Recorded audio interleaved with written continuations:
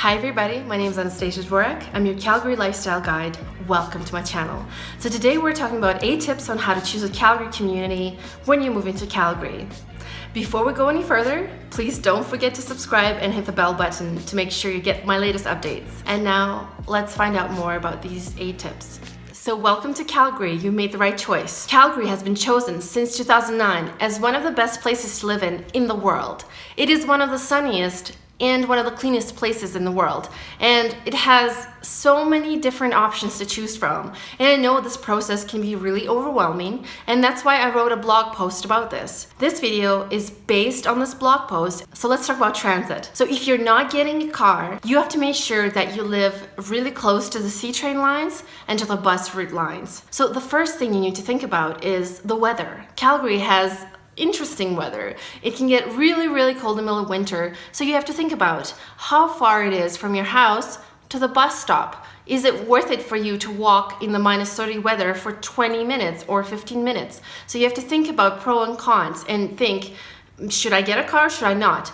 I would highly recommend that you get a car, because Calgary is not like one of those cute European cities where you can walk around and, get to everything within 5 minutes. You need a car here, and I would highly recommend that if you're not getting a car, you live close to the C-train line or you live close to a bus stop. Calgary Transit has an amazing website where you can actually see all the information about the bus stops and the map. They have an amazing app where you can actually see live when your bus is coming, where it is right now on the map. I highly recommend that you get this app, and this is the name of the app right here. As I mentioned before, choose a place to rent or to live that's close to the C-train line, because first of all, it is easy to get to anywhere, and it will always be a good selling point if you decide to sell this property in the future, because people like properties that are accessible. Transit is very important because parking in downtown can be very expensive, and parking at the C-train station is much more affordable. There was also a study done in Toronto, and it said that towers closer to the subway station sold on average for $475 per square foot.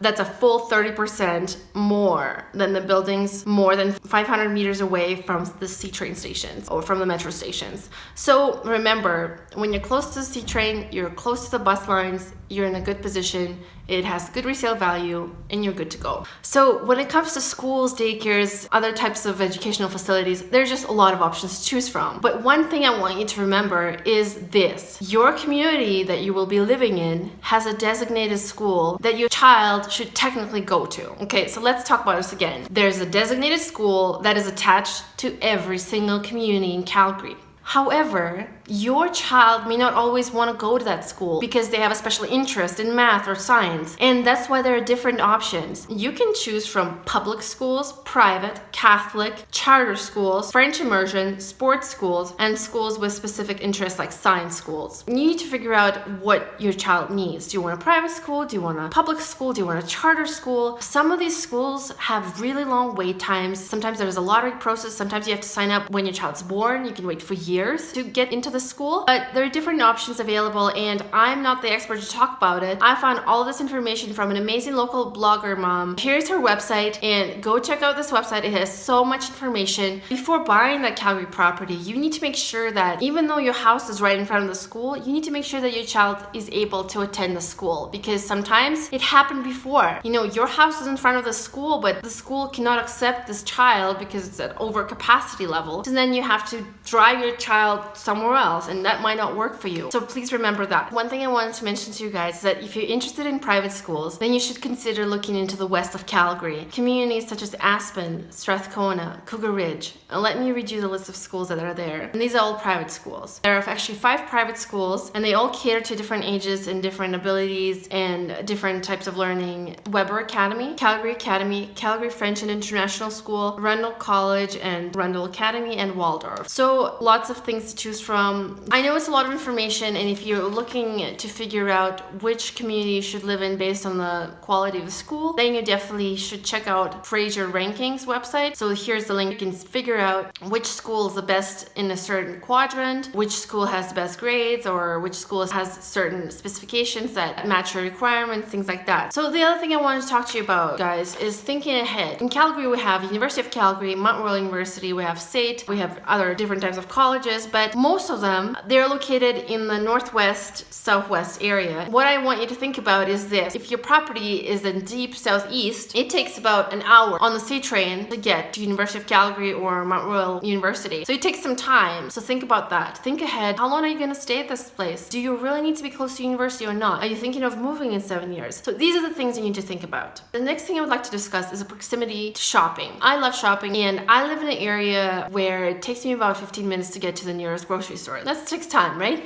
For example, in Arbor Lake, it takes you 1.5 minutes to get to the nearest grocery store. It's a large shopping center. It's very, very convenient. But if that doesn't work for you, if you're willing to drive, then you can live further away from the shopping areas. But you need to think about it. So go online, type your community. For example, if you type Valley Ridge, you will see that there's a little shopping plaza, but there's no big store. Like there's no Co-op, Safeway, there's no Superstore, there's no Costco, there's nothing there. So if you live in Valley Ridge, you'll have to drive for about 10 minutes to get somewhere. But if that doesn't work for you, if you want to live, for example, in Arbor Lake or in Tuscany, where they have plaza with lots of different options, then that's important for you. Then that's what you need to think about. So before you buy this house in a community, Google the community and figure out what kind of shopping options you have. So now I'd like to talk to you guys about brand new homes and older homes. So if you want to live in a brand new home, that doesn't necessarily mean that you have to live on the outskirts of the city in the deep suburbia. You can buy a brand new home. It's called an infill. And by the way, check out calgaryinfillsguide.com, where you can find all kinds of brand new homes in the inner city of Calgary. That's also one of my websites. So you can buy an infill, and an infill is basically, okay, let me explain this in the easy way. There was an old house that was 100 years old.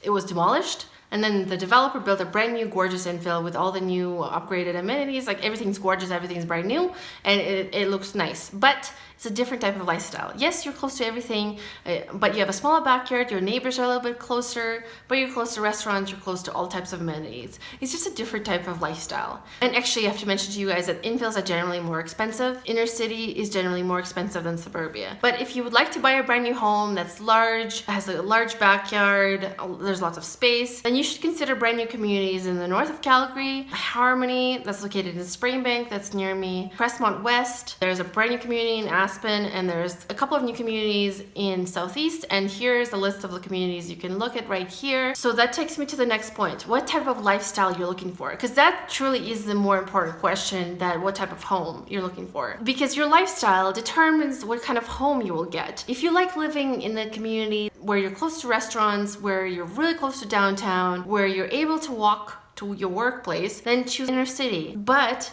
there's a trade-off. It's more expensive. The backyards are smaller. Your neighbors are closer to you. There's also a more tight-knit community there, and you are able to walk to different attractions or amenities. If you would like to live in a bigger home, you love to garden, you love to enjoy nature, you just like the big shopping plazas, and you have a car, you like driving, then I would consider bigger homes with an attached garage. That would probably work better for you, because most of the inner city homes, the garage is detached. It's rare that you find an attached garage in an inner city area. It is possible, but it's going to be expensive. So if this is something that's important for you, then look into the brand new homes or resale homes outside of the inner city area. The other thing I want to talk to you guys is density. From my experience, older established communities have a lot more trees. They're just more established. They have a lot more space between neighbors, because back in the days, people were building houses differently. If the price is important and the distance between your neighbor is not really important, then definitely check out, like, there's so many options in the southeast and southwest of Calgary that have brand new homes that are really affordable, that don't necessarily have that established community feel, but you can get a great deal. So it kind of depends on what you're looking for. So the last point that I want to talk to you guys about is that a lot of people move to Calgary from vibrant cities that are full of entertainment, that are full of fun things to do. So if you really, really miss that, if you want to live in this vibrant restaurant, entertainment area, then you have to live in the Beltline or in the downtown area. And that's where all the entertainment is. Like the 7th Avenue, it's called the Red Mile. It's filled with restaurants, bars, coffee shops, all kinds of amazing, eclectic little stores, and it's just a beautiful place to walk around and enjoy the atmosphere. You will not get the same atmosphere anywhere else. If you don't care about that stuff, you don't really care about, you know, the restaurants, you can drive there once a month, whatever, then, you know, stay in the inner city or kind of go into the suburbia, but it is your choice. But I think before you choose that community, you need to figure out what you're looking for, what your lifestyle is, what kind of life you want to live, and what kind of budget you have. And all of those things, they have to come into play, and they will determine the right type of property for you. And I'm always here to help you guys. So if you need more information about the communities, I would recommend getting these magazines, and here's the list of the magazines that I recommend right here on the screen. You can get them for free at any Safeway, Co-op, Shoppers Drug Mart has it. So they're free, and you can get them and take them home and read them, kind of learn about the new communities, learn about the new builds. Again, I'm here for you all the time.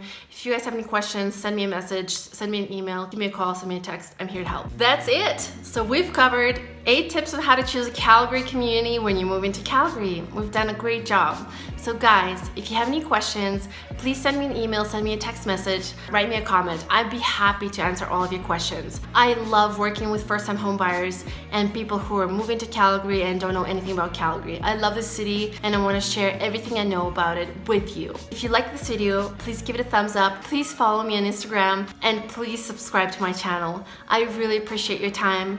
Thank you so much for watching, and I will see you next time.